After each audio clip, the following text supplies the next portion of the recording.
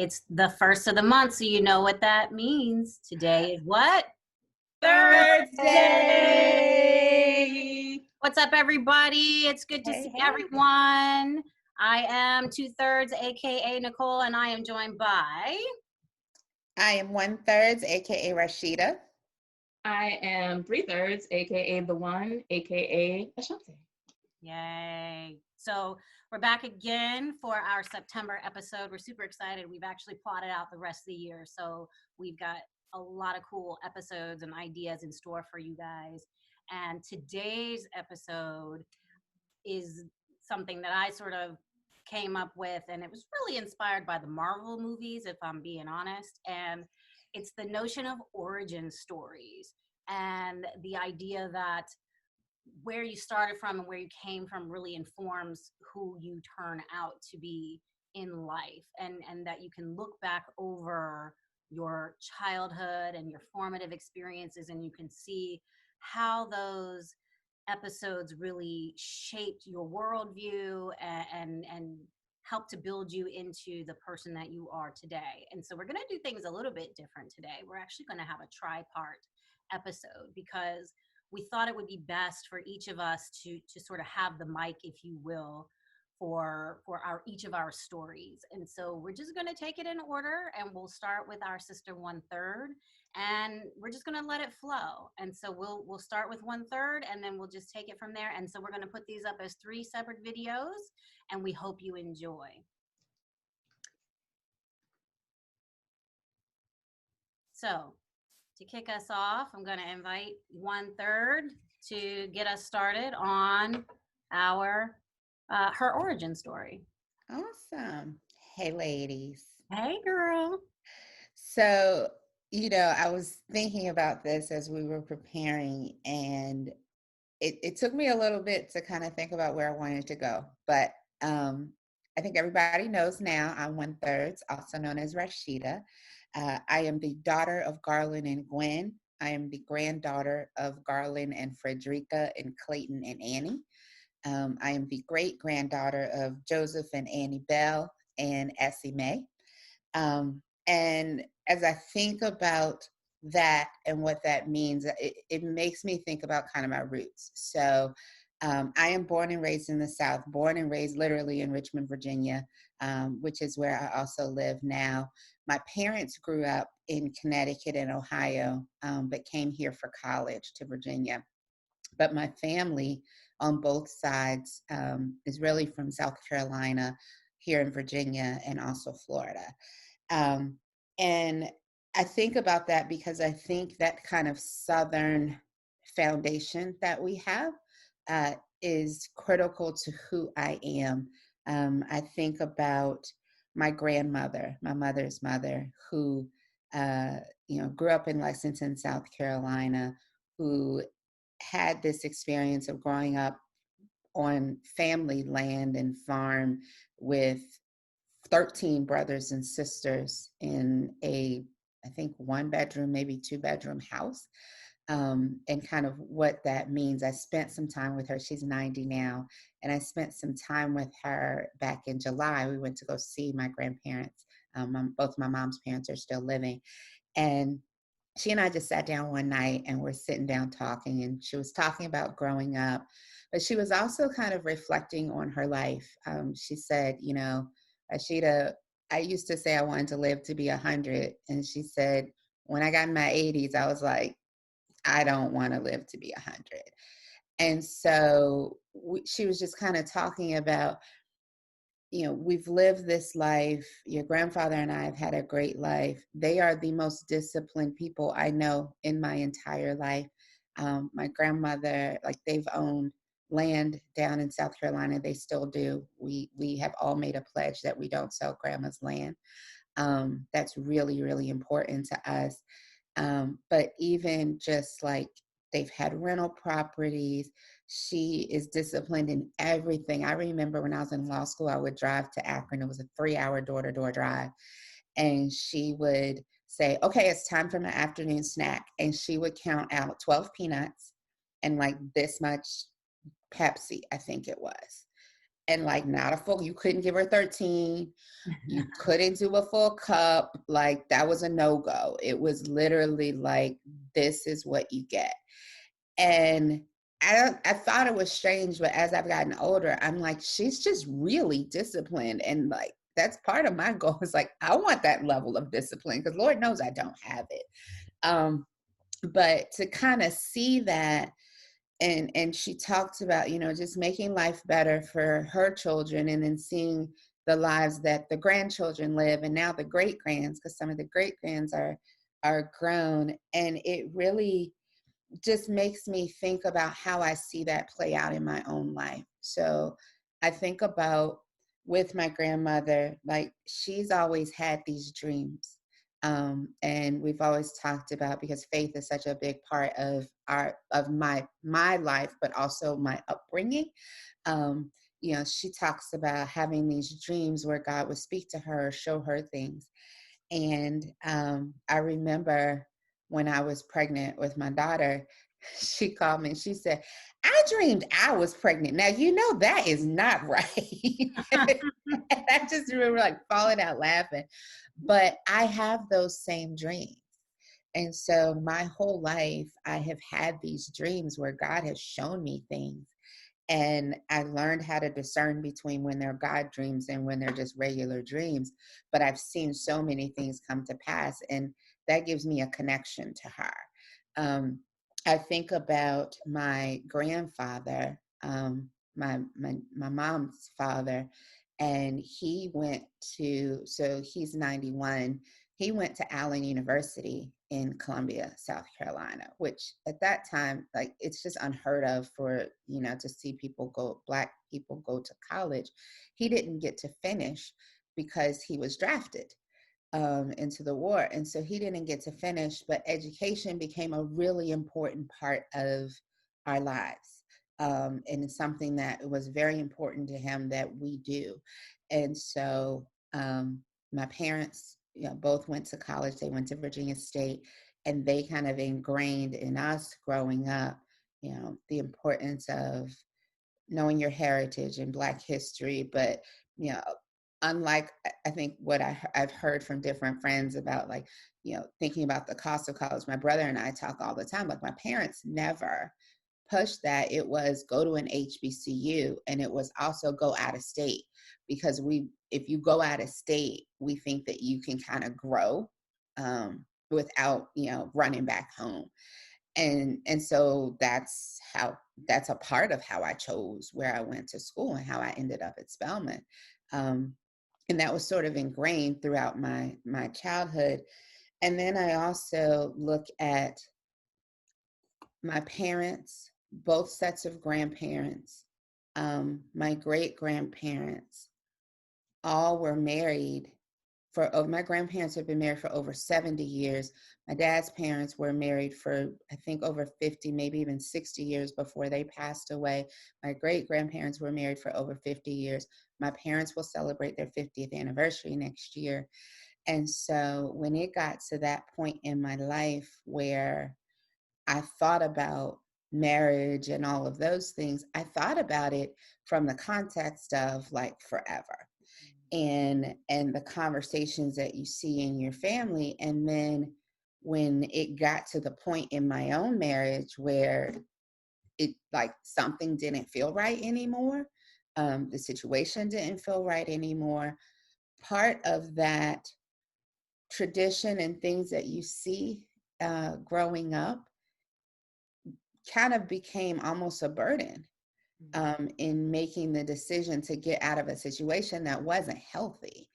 And as I have kind of come out of that and I feel like coming into my own in a bit, I spend a lot of time thinking about what are the things in my life that I've seen, whether it's, you know, through my parents and my brother, through friends, or through the extended family, that have created an expectation in my mind that may or may not be a real thing. And so now I find myself redefining life and looking at looking at the ideals that I've held and the beliefs that I've held kind of all my life, and critically examining them and being willing to say, I don't believe that anymore.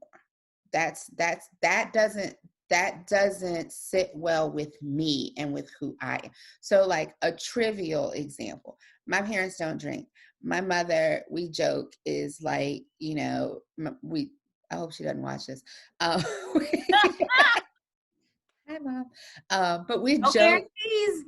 right? But we joke like, she's a little bit judgmental, right? She's like, "Oh my gosh, are you drinking? Do you drink? I, where did this wine come from?" And I'm like, As often as possible, right? right. But I'm like, the store. Like when my brother when they come down, I'm like, did you had all the liquor? Like, what are we doing? And so, and some of that is like because of her own beliefs, and that's fine. But like, that's not where I am. And I'm okay with that.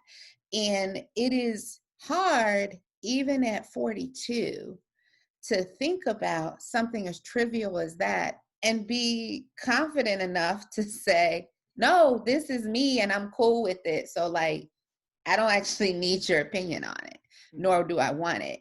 And it's almost like this other version of becoming an adult. Like there's the version of becoming an adult of an age thing, right? You turn 18, you go to school, you move out the house, whatever that looks like. And then 21 is like another milestone. But there's this other part of that I think we all have to do, of a self-examination that really spends time on who are you really? And what are the things in your story and your life that you draw on that still hold true? So entrepreneurship in my family is a big thing, and I can take that all the way back to my great grandfather's grandfather. He owned land in South Carolina. He had a white man who would sign my great grandfather's name so that he could buy property.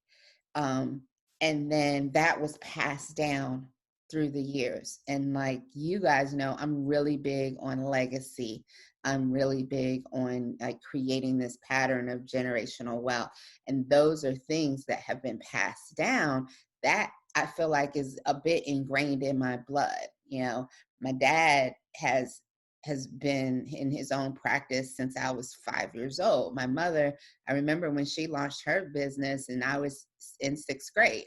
My brother has his own business. So like, even though I kept saying I never would do it, when I was 12, I had Rashida's Clerical Services. I had a whole business.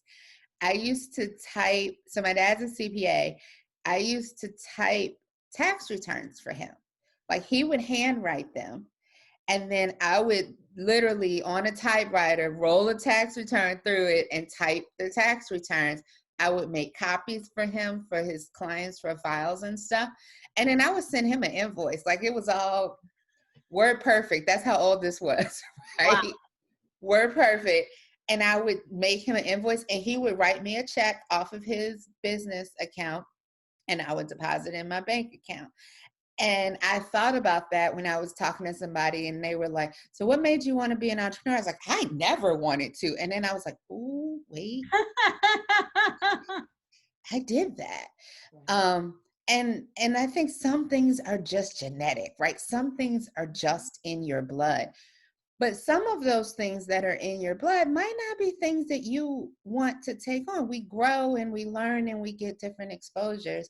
And I think navigating that is where I am today, and kind of defining, for me, it's kind of rooted in faith. Like I've been spending a lot of time redefining what my faith in God and Christianity really means to me outside of what you're taught in church, but like learning for myself, studying for myself and saying, this is what I believe. And I believe it because of core values that I hold. And I think that has been a big part of, for me, my origin story is critically important, but I am trying to find a way that it may inform but I also may differ because I still need to forge my own path. So that's me. That was awesome. Yes. Well, I'm curious about one thing. I mean, I your legacy, your family history to me is just, you can sum it up in the word inspirational. Truly. I think from what I hear, your roots are unique in the sense that you can look way back and see this commitment to education and building of wealth, things that are not always emphasized in our community. And you said it yourself, like sometimes that high bar can be a bit of a burden. I'm wondering how it has informed your experiences when you have faced adversity in Yeah. your I think to some degree, I think it's both helped and sometimes it's hindered, right? Because in the helping, it's like, no, we rise. Like, this is what we do. This is who we are. And so we press forward, we press through, we keep going. And sometimes what's necessary is to stop. Like sometimes adversity requires you to go forward and forge ahead and run through a brick wall, right? But sometimes adversity requires you to stop because you're actually on the wrong path and you need to get off and go over here. And you can't get off if you're trying to run through. And I think understanding where those places are and choosing to make a different choice. And what I have realized is in making those choices, it is at times I internalize what I think other people expect or are thinking. And what I've realized is unless somebody says something to you, assume they're not thinking that or expecting that. But that is easier said than done. But that's a case in point. Like I talked about the whole marriage thing. My biggest fear was being seen as a stereotype. Successful Black woman, can't stay in a marriage, single mom. Like it took me a couple of years in therapy to work through just that, right? Of like, I don't want people to see me in this way. And now I'm like, one, nobody ever said anything to me. And because we all know that people talk behind your back, and it gets back to you anyway, nothing ever got back to me about that. Yeah. And so it's like, where'd you get that from? Like literally my whole head, inside my head is where that lived. And so I think that for me, like having that high bar, not allowing it to burden me, but allowing it to inspire me and still making my own decisions. And I think within that is letting go of either other people's voiced expectations or the expectations that I think they have of me. I think that's beautiful. One of the things your origin story made me think about was what types of legacy are you trying to leave for? Yeah. Like, what are you trying to ingrain in her at this point? You know that I think about this all the time. It's really important to me. I try to, one of the things that I've tried to do, even since she was probably about 2, is to give her space to just be. So whether that's, if she's having a moment, right? Kids have moments, they have moments for rational reasons and they have moments for the most ridiculous reasons in the world. But to them, they're very rational. And regardless of what that moment is about, I try to give her space to feel it. because I think that one of the things that we can hurt ourselves with is the suppression of emotions Mm-hmm. or feeling the need to just shut it down. So growing up, I don't know where I got this from, but I never liked to cry. And so when I would find myself crying or upset, especially if I was like, like something happened and I ran in my room and I'm like crying, I would go into my bathroom and watch myself in the mirror crying, because looking at myself crying would make me stop crying. Mm. And I didn't want to keep crying. So I would do that. And like, that's not healthy.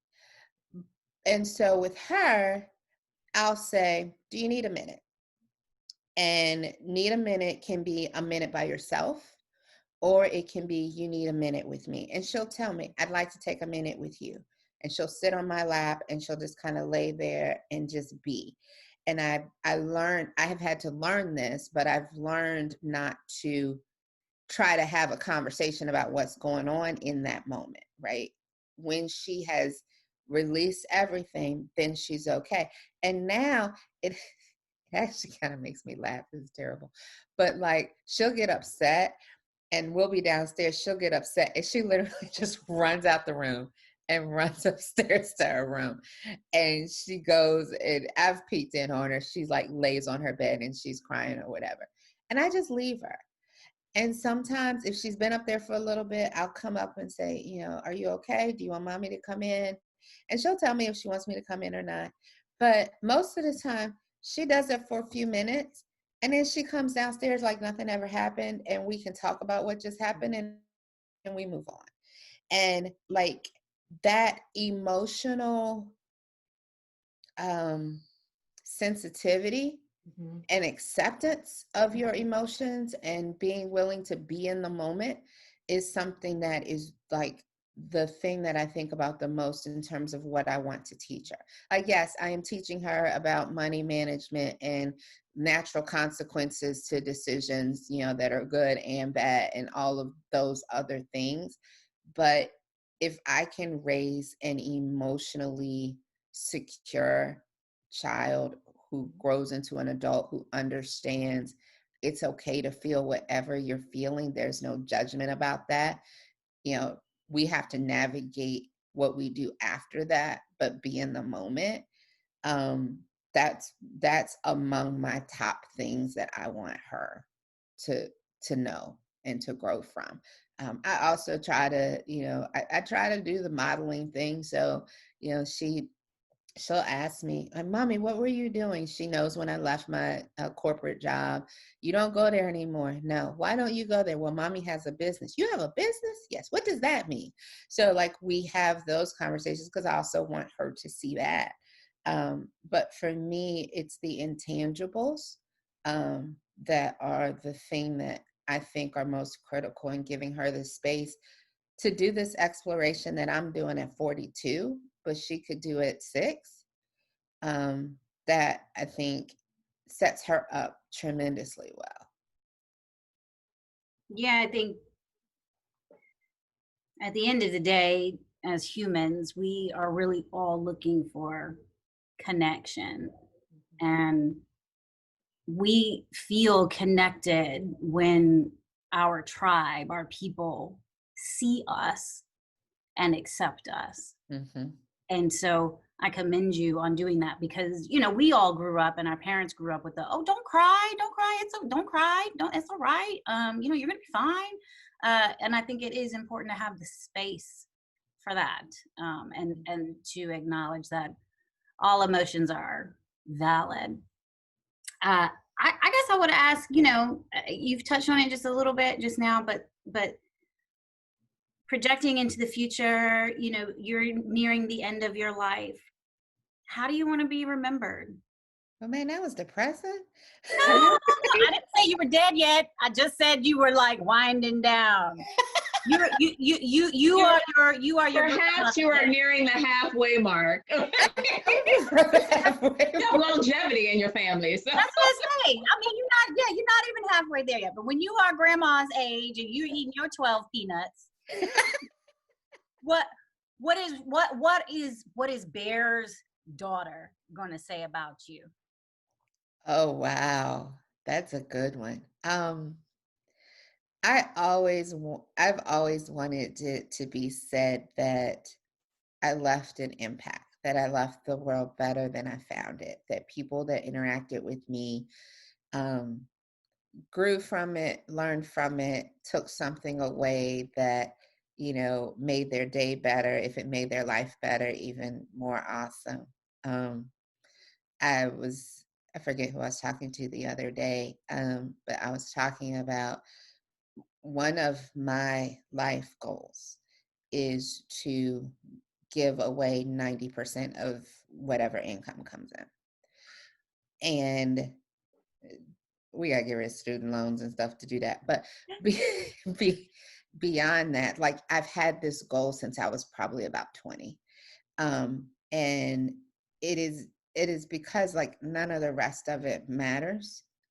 I want to be able to do things that will help people, whether it's grow a business or help I mean for me it's anything. It's growing businesses, it's helping campaigns, it's contributing to nonprofits, it's contributing to causes that I believe in.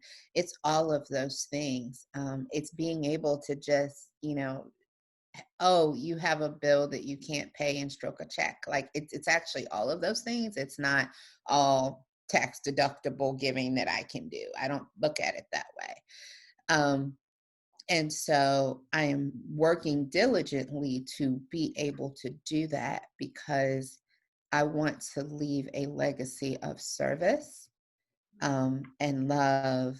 And what I want people to say is that, you know, I want Bear's kids to say, Grandma was awesome. She was always there. She was always present. Um, and then whenever we talk to other people that knew her, they have all these great things to say about how she helped them. Like that's the thing. I want my family to, and my family, as y'all know, I like to say,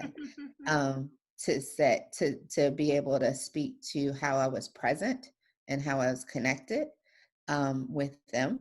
And I want the rest of the people to be able to talk about how I was able to impact them. And they're different from me because I'm constantly reminded kids will do this to you. Like Bear will be like, can you put your phone down?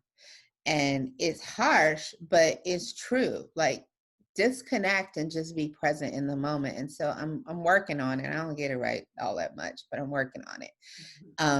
And that's why I think I want my family to say something a little bit different than I want the rest of the world to say, because you guys get a different part of me. We get the best part. You get the best part. You definitely get the best. We love all your parts, but and there really aren't any bad parts. Beautiful. Unless the one had something more, I want to thank you for your authenticity and sharing your story with us. And what's interesting, I think we're going to find today through this process is we're going to learn more about each other, even though we've been friends for well over a decade. I think today we're going to get some nuggets that will continue to reinforce our sisterhood and help us learn who each of us is. So, Yeah. okay. Thank you.